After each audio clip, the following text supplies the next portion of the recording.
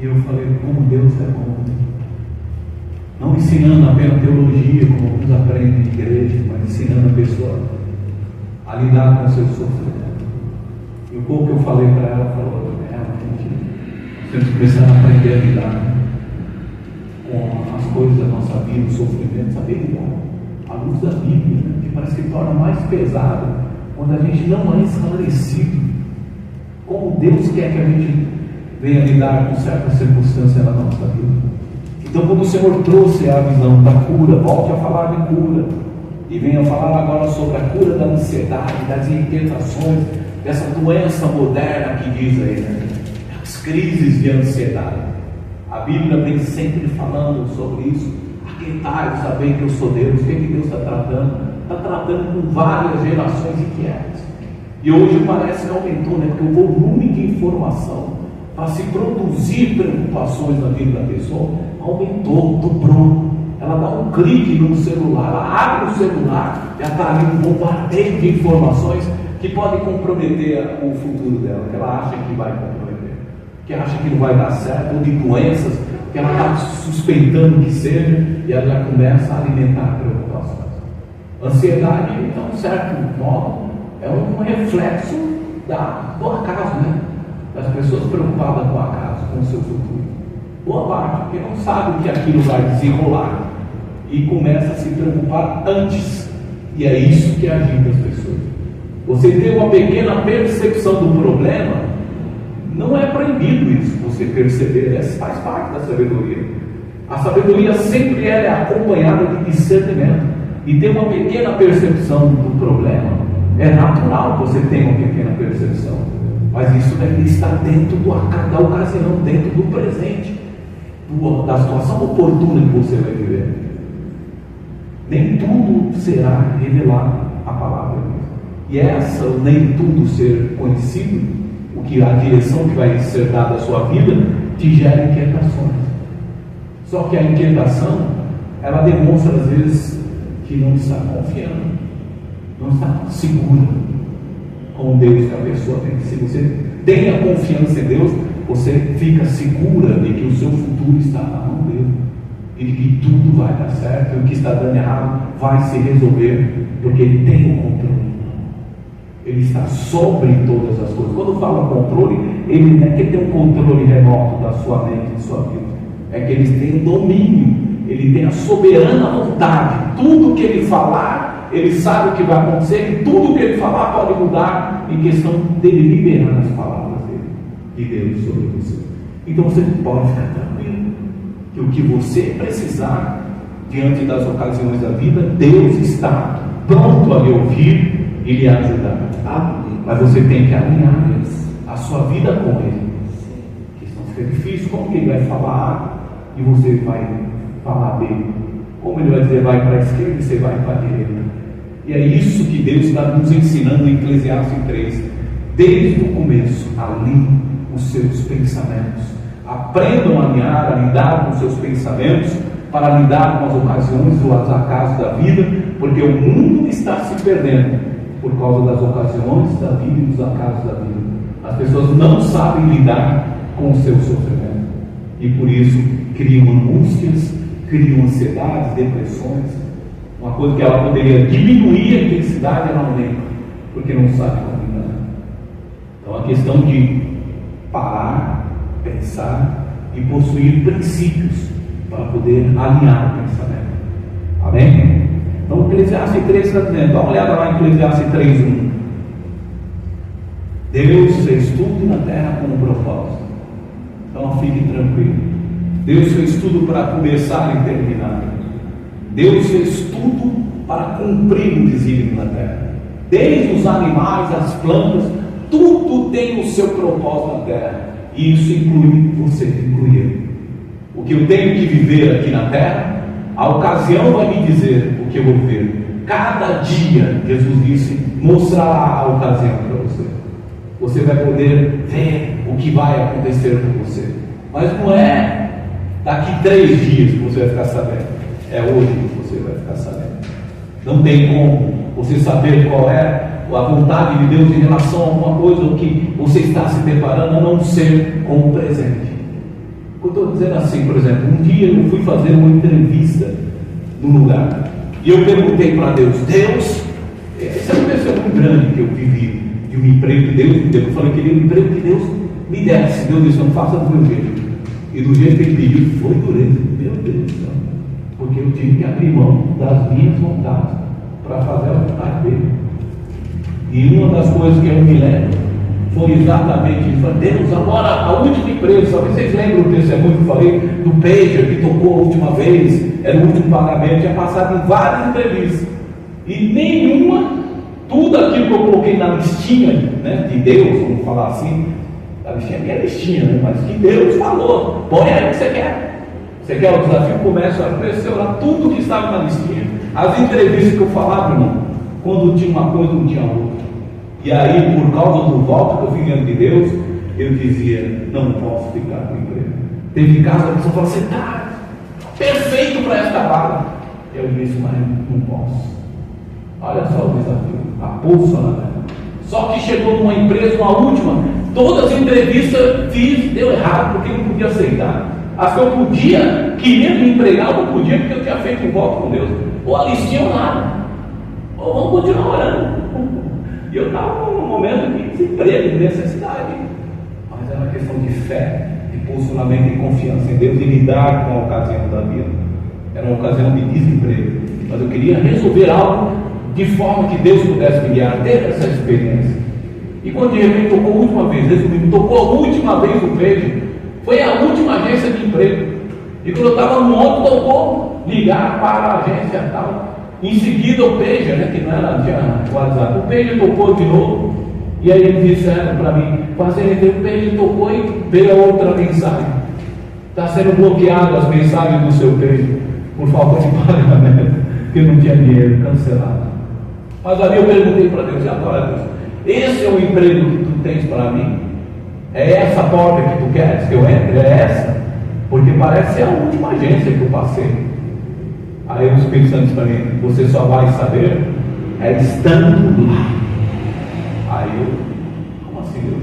Quando chegar lá, na entrevista, amanhã é entrevista, então quando chegar amanhã, lá na entrevista, é aí que você vai sentir o que eu aprovo e o que eu não aprovo na sua vida.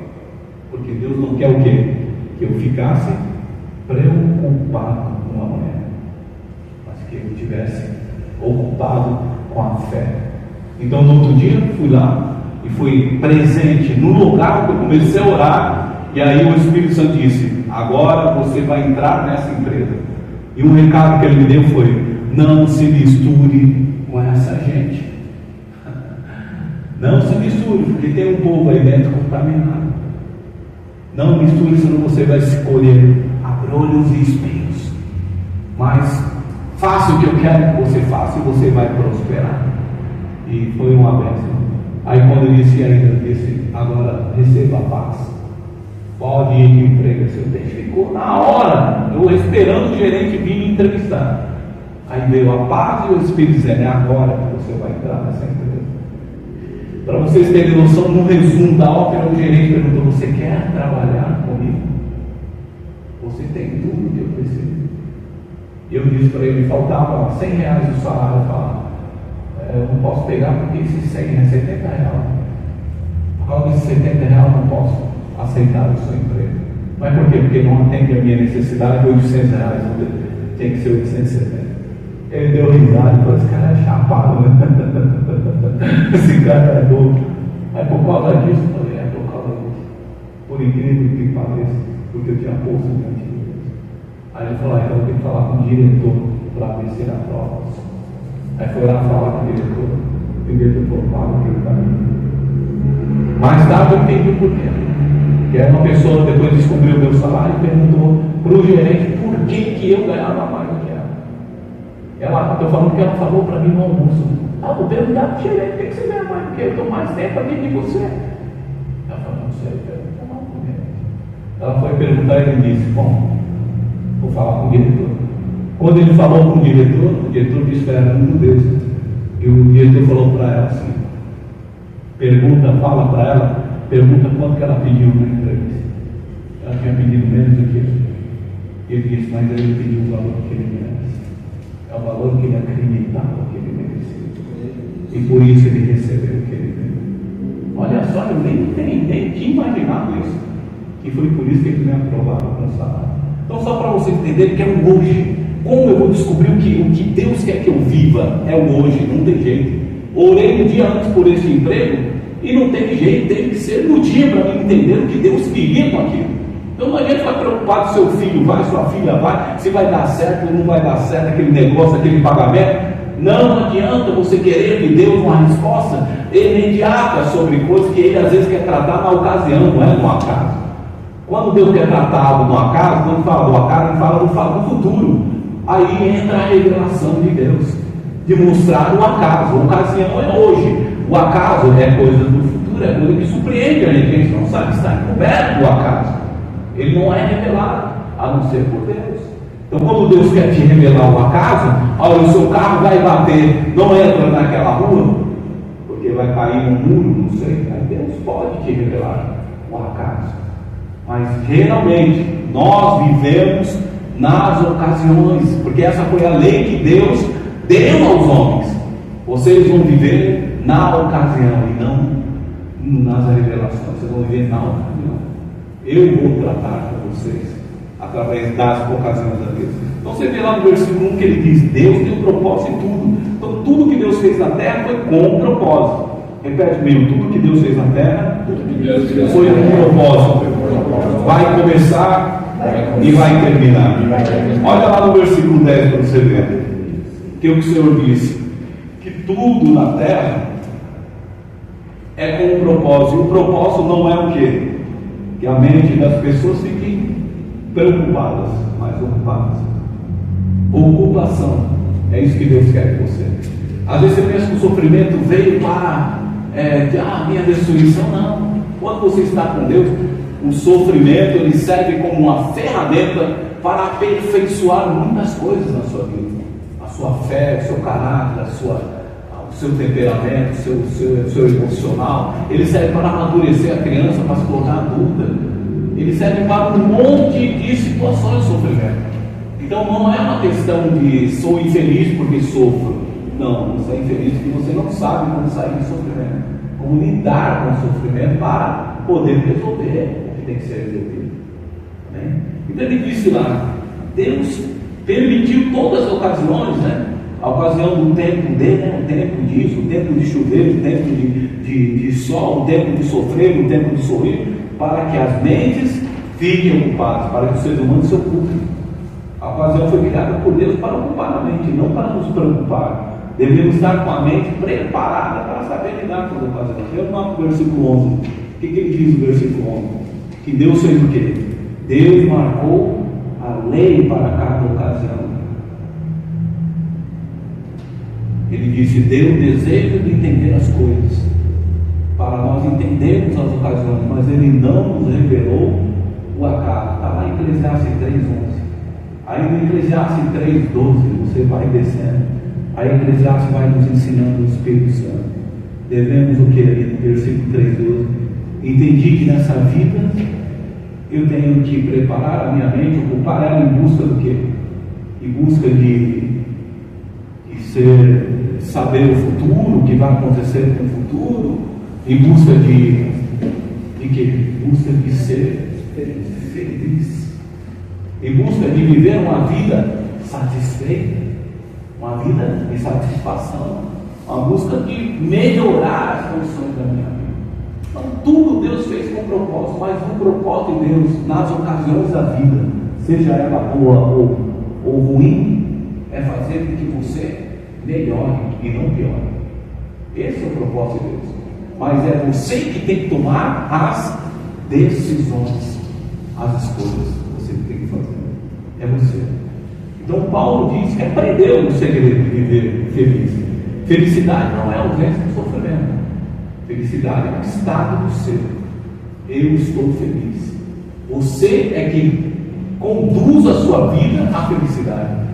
Quando você se posiciona de uma forma onde você lidar com satisfação, onde você lidar com tranquilidade com as coisas, com as pessoas, com os problemas, que você consegue pensar e raciocinar o que fazer e de que forma fazer aquilo, da melhor forma de fazer, então você está entendendo Eclesiastes 3:12, que Deus te fez para quem busca e saber como lidar com as situações para ser feliz e não infeliz, e não para ficar reclamando, murmurando, dizendo coisas terríveis diante de Deus, porque só eu sou, só eu passo por isso. Não, coitado, só você, só tem você no mundo para passar por isso. Tem um monte de gente que passa o que você passa e passa coisas piores ainda do que você passou. Sempre tem uma cruz mais pesada que a sua, pode ter certeza. Então agradeça a Deus. Então o segredo é entender que eu preciso manter o meu estado de felicidade.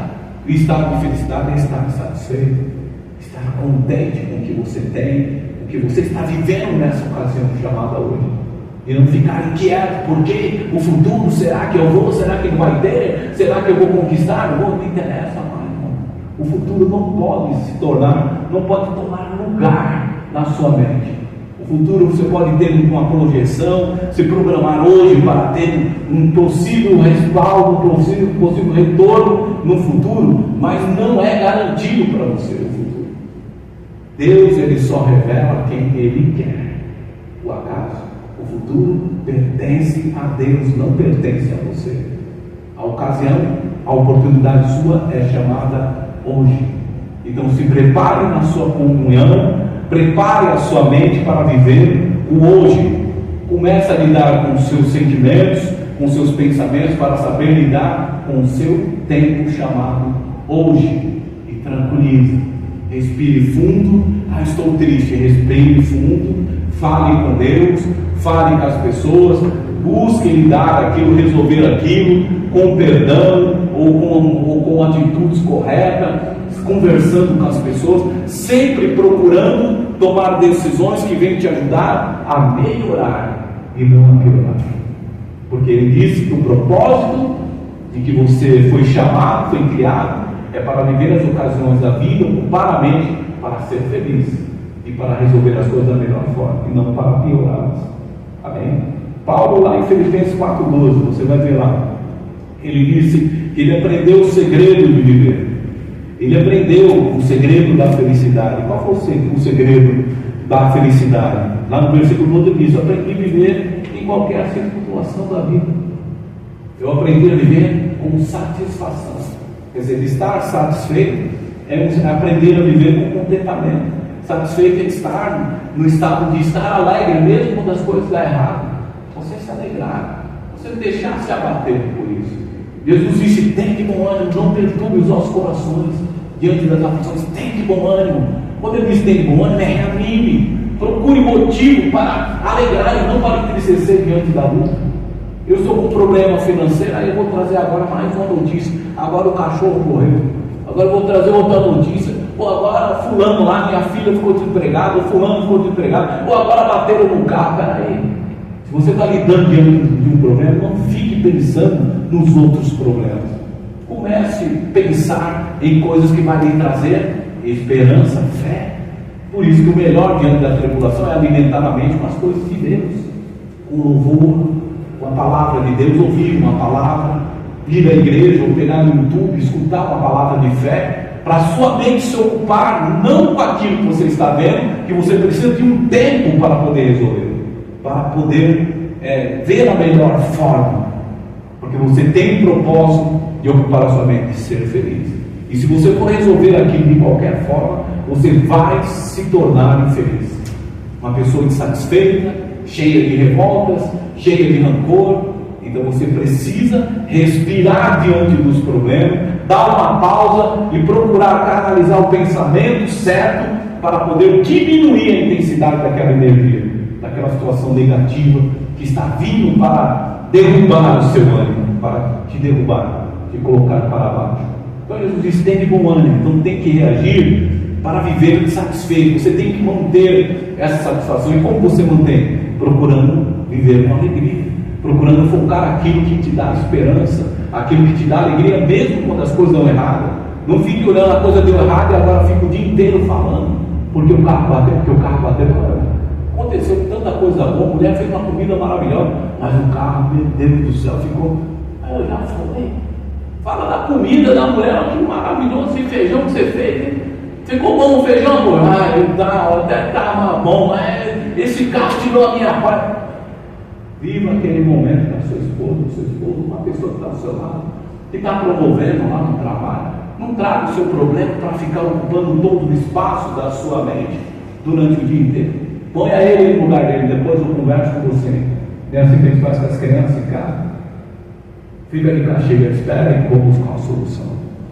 Mas vai buscar uma solução não mastigando um chiclete branco sem gosto, não mastigando a mágoa, não mastigando o que deu errado. Vá buscar ajuda, a solução no pensamento, buscando as coisas que são positivas, as coisas que vai trazer solução, ou se alegrando para que você possa pensar melhor sobre aquilo, as coisas que te dão alegria. Então eu vou lá, busco algo que me dá fé, busco conversar com alguém, dou risada aqui com algumas pessoas, estou com um problema para resolver, mas eu venho na igreja e dou risada, a pessoa fala dos problemas, e aí dou risada, daqui a pouco já até esqueci que tem um problema lá em casa me esperando. Mas o meu coração já aliviou, aí eu volto lá para casa, o problema está lá sentado me esperando.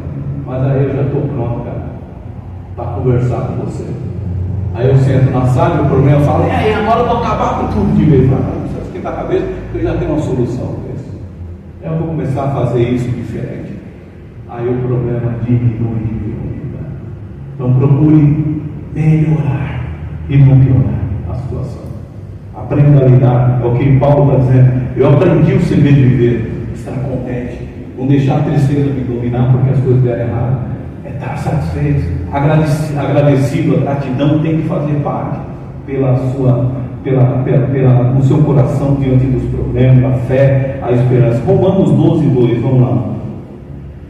Que diz o Romanos 12:2, todo mundo sabe de cor isso aí, né?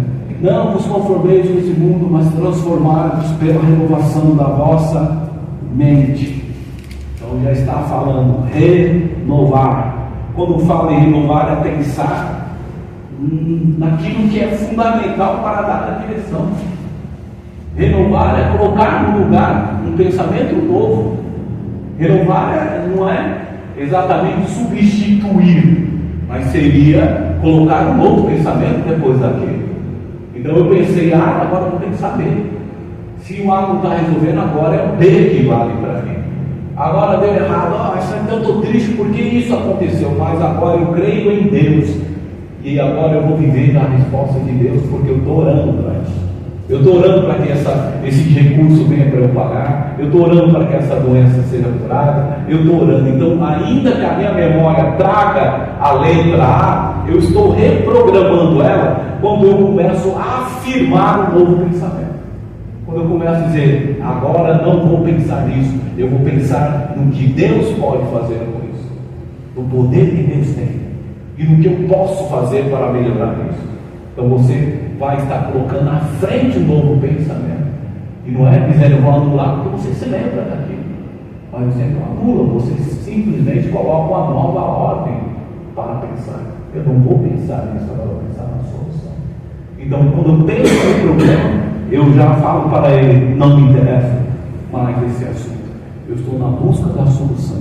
E prossigo no pensamento firme daquilo que vai trazer solução e não daquilo que vai trazer mais problema. Então, renovar a mente é estar pronto a colocar novos pensamentos para dar nova direção. Vou dar um exemplo, como falei, Davi, Salmo 42. A alma estava lá triste, porque está triste, estava um monte de B.O. A vida de Davi era um monte de B.O. Aí ele estava diante de um B.O. 1000 graus, problemático. Mas ele diz, por que você está triste, quase depressiva, quase entrando em pânico? Ela diz, mas você não sabe que eu ainda louvarei? Quem entrou aí? Um novo pensamento, uma declaração de fé. Minha alma, você não sabe que ainda eu louvarei a Deus? Porque Ele tem a solução para todos esses problemas, ainda que sejam muitos os meus inimigos. Você não vê vários salmos que vocês leem em casa? Ele dizendo, ainda que seja um exército, ainda todos os inimigos se reuniram, até dentro da minha própria casa querem me matar. Imagina o que aquele cara vivia. Era muito B.O. Mas uma coisa ele fazia, renovava todos os dias o pensamento dele. Por isso que Paulo diz: renovar os seus pensamentos. Não é substituir, vou esquecer, não se trata de esquecer. Se trata de alimentar sempre novos pensamentos que te dá esperança, te dá fé, esperança, amor, que te dá confiança em Deus. Amém? Glória a Deus. Romanos 12. Aí você vai para Mateus 15, 19. Por que nós temos que fazer isso? Porque Jesus diz: é nos pensamentos que começam as atitudes. Toda atitude começa no pensamento, é muito simples. Toda malignidade, todo pecado começa nos pensamentos, é muito simples. Por isso, a gente tem que estar atento com o que pensamos. A porta da alma é os pensamentos, a ideia começa ali. Depois gera sentimentos, emoções, e gera vontade, o desejo, e depois vem a decisão. Então, cuidado com o teu desejo. Então, a renúncia tem que estar presente já antes de começar, antes do desejo se fortalecer. Então veio o pensamento, está gerando uma vontade de fazer, aí eu não posso comer aquele pudim doce lá, porque eu sou diabético. Então olha só, veio o pensamento: vou comprar um pudim doce. Veio o pensamento que você não pecou por isso, mas você sabe que aquilo vai ser prejudicial. Então, antes daquilo gerar uma forte vontade, deu só um pensamento. Aí deu acho que eu vou comprar, acho não é suficiente. Você está pensando, né? Mas quando aquele diz: eu vou pegar o dinheiro, já pega a carteira, o desejo está se confirmando quando você pega a carteira e a chave do carro vai ir comprar. Então, quando começa a se movimentar os sentimentos, o sentido dos pensamentos para executar, então você tem que frear isso. Renúncia não é para quando você comete o pecado. Renúncia é principalmente quando está dentro, quando está sendo gerado. Você tem que renunciar isso, para que o pecado não se concretize, para que as atitudes não se concretizem. Então Jesus diz que tudo começa nos pensamentos. Por isso que você tem que estar atento com o que você está pensando, antes que produza atitudes. Filipenses 2,5, você vai ver lá, o que está dizendo lá? Tenha o mesmo modo de pensar de Cristo, para poder lidar da melhor forma com as ocasiões da vida. Existe um modelo para você seguir. Não é pensar igual, mas Jesus deu referência. Se vocês pensarem assim, as situações da vida não passar, porque a palavra em Eclesiastes 3, ele disse que as coisas se repetem às vezes. Ele disse: vocês vão passar por coisas parecidas com o que eu passei, não iguais, mas parecidas. Aí ele diz aqui, a palavra do Senhor: tenha um modo, procure ter a referência de como Jesus resolvia os problemas das pessoas, de acusação, de injustiça, de palavras malditas contra a sua vida, de problemas financeiros. O que ele ensinou através dos ensinamentos da lei e através dos ensinamentos de parábolas. Ele trouxe os seus ensinamentos e trouxe parábolas para simbolizar, para dar mais amplitude para os nossos tempos, de como lidarmos com as novas situações e ocasiões na nossa vida. Como lidarmos? Então, o modo de pensar de Cristo é uma referência, porque ali, no modo de pensar de Cristo, havia princípios, e esses princípios que ele tem que conservar, para tomar as decisões, para gerar pensamentos que agradam a Deus. Amém? Então, Filipenses 4 está dizendo: esse é o caminho de começar a lidar com essa doença da modernidade, dessas crises loucas de ansiedade, dessa inquietude que tem produzido tanta depressão, tanto desejo de morte na vida das pessoas. É começar a aprender o modo de pensar de Cristo e modificar os nossos, ou ajustar o nosso, alinhar para lidar de uma forma melhor. No versículo Filipenses 6, 7, ele está dizendo o que lá? Ele está dizendo sobre os princípios desse pensamento. Aí eu devo alinhar o meu pensamento ao pensamento de Cristo. Ali estão os princípios. Cristo pensava de um modo, e os seus princípios eram bem claros, o que deveria estar presente nos princípios dos pensamentos de Cristo. Ele dizia: Cristo, que a palavra dele era vida, onde ela entrar, ela produziria vida na vida das pessoas. Ela traria direção para cada um de pessoas saber como agir. E é muito simples saber como Cristo pensa diante da ocasião da sua vida. É só perguntar: Jesus, ele agiria dessa forma? Será que eu lidando aqui com meu filho, maltratando, ele xingando, gritando com a minha mulher, com o meu cachorro, batendo, chutando as coisas? Será que é assim que Jesus resolveria o problema da raiva, da irritação dele? Eu creio que não. Uma vez eu fui expulsar um demônio de uma pessoa, ainda testemunha isso. Eu sentei, porque ela estava trancada dentro do quarto, e aí o Espírito Santo disse para mim: não bata, não faça nada, senta aí na mesa e espere, e comece a orar. E eu orei, porque ela vai sair do quarto, e não é que ela saiu mesmo. E quando ela saiu do quarto, ela veio demoniada, eu disse que está demoniada, perturbada, assim, toda agitada a mente dela. Aí ela sentou na mesa, lá na ponta. Sabe o que ela disse para mim? Ah, você fez igual o mestre. Ah, que coisa linda. A minha chapada, meu mano. Só que estava o demônio. Aí ele sentou e começou a falar umas coisas lá que eu fiquei, né, ficando meio impactado, porque ele começou a falar sobre óleo de unção da igreja, sobre as coisas. Ele começou a falar umas coisas que tinham sentido, que só alguém que tem conhecimento poderia falar aquilo. E eu fiquei olhando para o demônio: você conhece essas coisas que eu sei que você conhece. E ele sentou, irmão, e sentou para uma mesa e falou isso: você fez igual o mestre. Sentou e esperou para agir com paciência e êxito, né? Porque se eu chutasse aquela porta, aquela menina nunca mais queria nem ver minha cara, não ia me permitir nem orar por ela. Mas por eu ter tido paciência, eu pude fazer um teste ainda ali, né, diante da situação, e orar e repreender aquele demônio daquela pessoa. Então, agir como Cristo é poder pensar: mas se Jesus tivesse querido dar um chute nessa porta e tirar a menina de lá de dentro à força, acho que não. Eu creio que ele faria diferente. Então vamos agir como ele quer, ou como ele agiria, então você vai ter uma referência. Então, os princípios de Cristo, o que ele fez a nível de pensamento, qual é o princípio que eu devo seguir para ter uma referência de como pensar? Jesus renunciava à soberba, está lá em Filipenses 2, 6, 7, em outras palavras, mas é a revelação do Espírito, dizendo: Jesus renunciava à soberba, e ali Jesus renunciou também ao orgulho. Ele diz: se você quer pensar o que eu penso, ela comece renunciando soberba e orgulho, porque a maioria de pessoas, líderes dentro da igreja, estão sob processo de endemoniamento, de influência sobre a sua vida emocional, sobre o seu psicológico, por demônios, porque é soberbo e é orgulhoso. Orgulho e a soberba é rejeitado por Deus. Toda pessoa que está sob esse domínio, por isso que os demônios entram na vida da pessoa. Renunciar aos desejos pecaminosos é o que Jesus diz: temos que renunciar. Ele renunciou tudo aquilo que vinha tentar produzir o pecado, como dizer, ser igual a Deus, se tentar usurpar o trono de Deus. Ele não se nomeou como Deus, sabendo que ele era. Simplesmente ele sujeitou-se como servo, para servir, para obedecer. Então, disposição, renúncia do orgulho, da soberba, renúncia de todas as formas de coisas que desagradam a Deus, e disposição para obedecer e viver com humildade. Humildade é depender de Deus. Filipenses 2,13 está dizendo: agora em Deus está sempre agindo em vocês.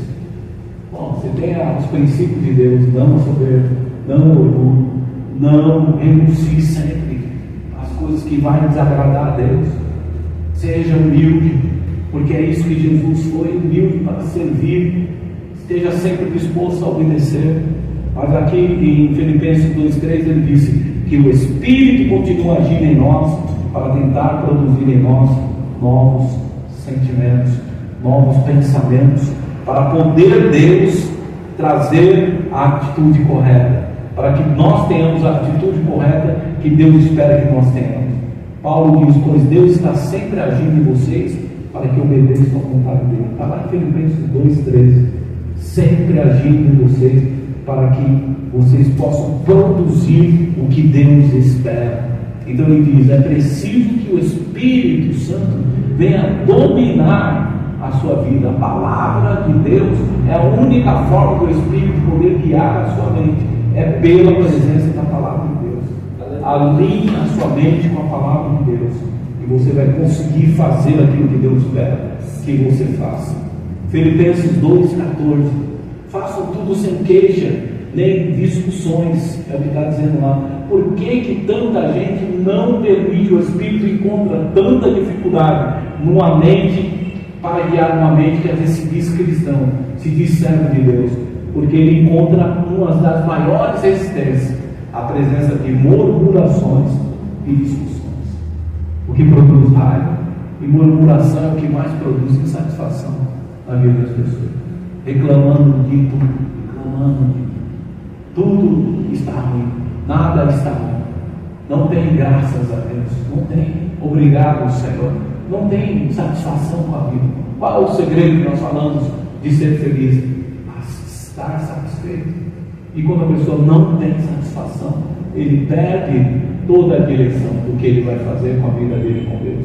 O Espírito continua agindo, tentando uma brecha, um lugar para poder agir. Mas quando ele encontra murmurações e discussões que está predominando na mente da pessoa, então ali fica difícil dele poder guiar, dele conseguir oportunidade para guiar a pessoa, para que ela possa aprender o modo que Cristo peça, possa guiar a sua vida e resolver as ocasiões da vida ao modo do que Cristo peça.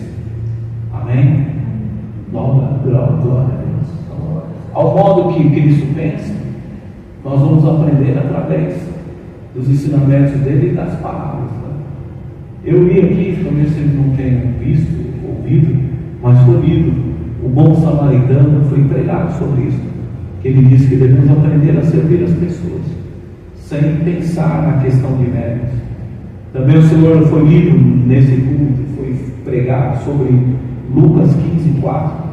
As ovelhas perdidas, devemos nos alegrar com a salvação das pessoas e ajudar as pessoas nesse processo. Também, um modo de pensar, você tem que pensar, tem que ocupar essa referência na sua vida.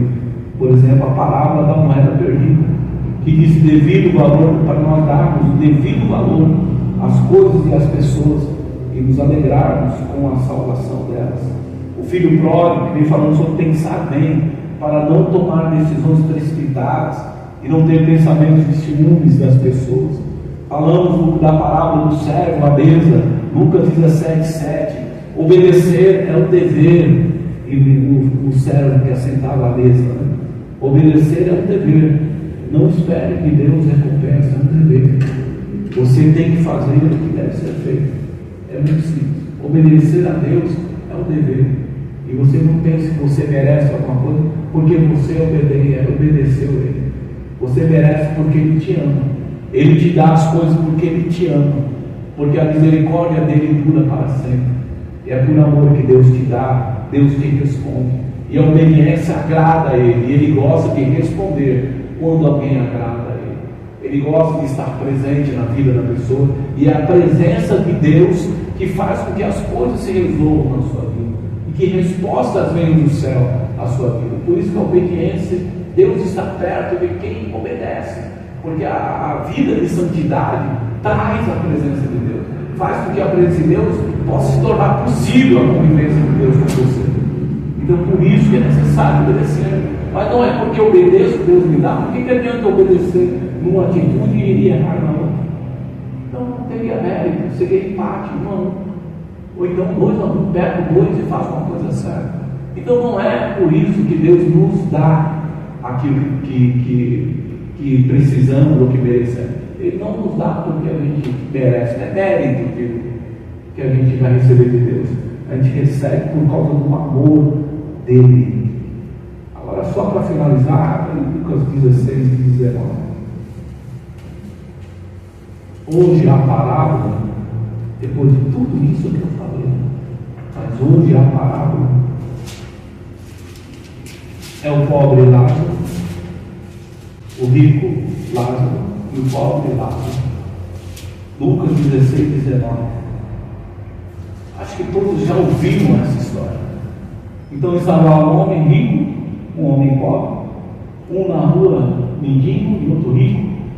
Então a gente já imagina como que era a vida de um rico, onde passava por situações da miséria e talvez ele esnobava, talvez ele desprezava, não fazia exatamente o que era agradável a Deus, pelo que dá a perceber. E do outro lado, um mendigo que talvez ele falasse, isso aí não tem jeito. E de repente houve a morte dos dois. E pelo que a Bíblia escreve, Jesus ensinando uma parábola, ele diz que um foi para um lado e o outro foi para o outro. E que um tentou até pedir para que o outro desse, Abraão, que estava do outro lado, pedisse a Deus para ele voltar. E Abraão disse: não tem jeito. Essa separação foi determinada por Deus. E quem parte daqui, da terra para cá, para a eternidade, não tem como voltar. Nem sequer para avisar a sua família, para que não cometa os mesmos pecados. Então nós vimos essa história de Jesus. E o que nós podemos aprender com essa parábola? Nós precisamos aprender a dar valor, o valor do tempo para a nossa vida. O seu tempo é chamado hoje. E o seu tempo está cada segundo correndo. O tempo é estabelecido por Deus com um propósito. E qual é o propósito de Deus para o tempo? O tic-tac do relógio. O tempo que está passando é nascer, o tempo de nascer, o tempo de morrer. Nós, seres humanos, não costumamos de achar que a nossa vida ela é imortal, mas ela não é imortal. A gente acha que nunca vai morrer. Quando fala imortal, porque a sensação que a gente tem, que ouve a notícia na televisão, que aquilo só vai acontecer com a vida das pessoas. Só que você anda de carro e alguém pode bater em você. Você está no ponto de ônibus, alguém pode te atropelar na rua. Todas as ocasiões e acasos que acontecem na vida daquela pessoa que você está assistindo na televisão, você também está sujeito. Você não é eterno, achar que eu vou viver sempre e aquelas pessoas vão morrer, mas eu vou viver. Aquelas pessoas vão ter uma doença e eu não vou ter. Isso é uma visão distorcida da realidade. Nós estamos sujeitos a tempo, nós somos mortais. O homem é um ser mortal. Agora, nossa alma é eterna. O que está dentro desse corpo chamado homem é eterno. E é esta alma que vai para diante de Deus. É o espírito e a alma, que são os siameses que eu falo. As duas mentes siameses. É o que vai para a presença de Deus. A consciência do homem. A presença da consciência não está na alma, está no espírito dele. E é isso que vai perante Deus. Então, o que ele nos ensinou nessa parábola, que a gente tem que aprender a entender o valor do tempo. Aquele homem teve o tempo dele sendo rico e o outro pobre também teve o mesmo tempo. Só que a direção que deram às suas vidas foi complicada. Um foi para um lado de sofrimento eterno e o outro foi para um lado de alegria eterna. E por que isso pode ter sido acontecido? Provavelmente na presença de um homem rico, a gente encontra muita soberba e orgulho. Por isso talvez tenha sido rejeitado aquele homem rico diante de Deus. Porque a conta vemos para nós que vem na eternidade, não vem agora. A gente costuma dizer que o que o homem semeia, colherá, nem sempre. Tem pessoas que fazem o bem e as pessoas fazem mal, né? Nem sempre. Às vezes as pessoas esperam colher uma coisa e não dão certo. A ocasião é hoje. O acaso a gente não sabe o que vai acontecer. Então a gente faz as coisas porque é o nosso dever. Nós fazemos as coisas para Deus porque é o nosso dever. Nós abençoamos a vida das pessoas, ajudando elas no que é o bem para ela, para amar, para perdoar elas. É porque é a vontade de Deus, é o nosso dever. É só isso. Mas não quer dizer que ela vai te fazer bem, nem vai. Não faça nada para agradar a Deus pensando no retorno. Faça para Deus, para receber o seu amor a cada dia, a sua presença. E quanto mais você se mantém na presença dele, as coisas acontecem em torno da sua vida. Acontecem na sua vida. Por isso que ele diz: buscar o governo, o reino de Deus, a presença de Deus, e as demais coisas serão acrescentadas. Então, na nossa vida, nós temos que entender que nós iremos receber a conta, e não é aqui, é na eternidade. É isso que a parábola está nos ensinando. Então, esteja atento ao seu tempo, porque o tempo é vida. Nós estamos passando o tempo, cada segundo é o desperdício do tempo. Cada segundo que passa é a sua vida que está passando. Cada segundo. Então preste atenção. Essa parábola de Lázaro, rico e pobre, veio nos advertir que nós temos que fazer bom uso do nosso tempo pensar da melhor forma possível em busca de fazer aquilo que agrada a Deus, guardando os seus princípios. O tempo é a sua vida que está passando. A sua vida passa a cada segundo. Eu estou falando de forma rápida, para você entender a palavra, pelo menos o que eu entendo. O que o Espírito falou, você pode ler 10 vezes, você vai entender. E mais ainda, profundamente. Mas entenda, seu tempo é hoje. E a conta vai vir, mas é na eternidade. Pode ter certeza, para rico e para pobre, para bons e ruins, a eternidade te aguarda diante de Deus. A palavra diz: cabe ao homem morrer uma só vez. Depois disso, irão prestar conta a Deus em tudo que fizeram ou do que deixaram de fazer. Por último, só para a gente finalizar, Lucas 21:34 diz: Jesus terminou dizendo: fiquem alertas, não deixem que as festas, as bebedeiras ou os problemas dessa vida façam vocês ficarem tão ocupados que aquele dia pegue vocês de surpresa, como se fosse uma armadilha, pois ele cairá sobre todos no mundo inteiro. Portanto, fiquem vigiando e orem sempre, a fim de poderem escapar de tudo o que vai acontecer e poderem estar de pé na presença do Filho do Homem quando ele voltar. Amém? Está Lucas aí 21:34. Está a parábola aí do Lázaro, Lucas 16. E nós vamos ver muitas parábolas, talvez agora esse reforço de Eclesiastes 3, decorei, deve estar guardado lá no inconsciente, no subconsciente, e tudo doente deve estar guardado, porque foi falado várias vezes, creio que está guardado. Então nós vamos falar agora o modo de pensar de Cristo através das parábolas, ensinando como, por exemplo, o Lázaro rico e o Lázaro pobre. O que você já parou para pensar o tempo e o que eu estou fazendo na minha vida diante de Deus? Porque a conta virá depois. A conta virá do que eu tenho feito e será somada e pesada. Então você tem que parar para pensar se você está usando bem o seu tempo ou desperdiçando as ocasiões da sua vida. Deus está olhando para isso. Cada segundo é a sua vida que está indo embora. Então, direcione bem os seus pensamentos para que as suas decisões sejam boas e possa fazer você feliz. Porque é isso que Deus quer, que sejam felizes na terra. Que você possa produzir coisas boas para você e para a vida do seu próximo. E aí você vai ter uma boa conta com Deus, talvez uma riqueza, um tesouro do céu, acumulado de atitudes que Deus esperava que você tivesse para o reino dos céus. Amém? Glória a Deus. Então vamos ficar aqui para frente. Orar. Pai, nós te agradecemos. Obrigado pela vida que temos, Pai. Obrigado porque estamos aprendendo a te agradecer por todas as coisas. Obrigado, Pai, porque sabemos hoje que tu tens um propósito e que nós somos capazes, pelo teu Espírito Santo, de, Senhor, gerir a nossa ocasião, a ocasião da vida e os acasos que possam vir contra a nossa vida. Obrigado, Senhor, porque teu Espírito, como diz a palavra em Filipenses 4, continua agindo em nós para nos ajudar nesse processo de, Senhor, fabricar o querer, como também, Senhor, o agir. Obrigado por nos ajudar, Pai, nesse processo de viver, na busca de ser feliz, na busca de fazer o melhor com a nossa vida, para não perdermos tempo. Obrigado, Senhor, nós te agradecemos por esta palavra, em nome do Senhor Jesus. Amém. Glória a Deus. Amém.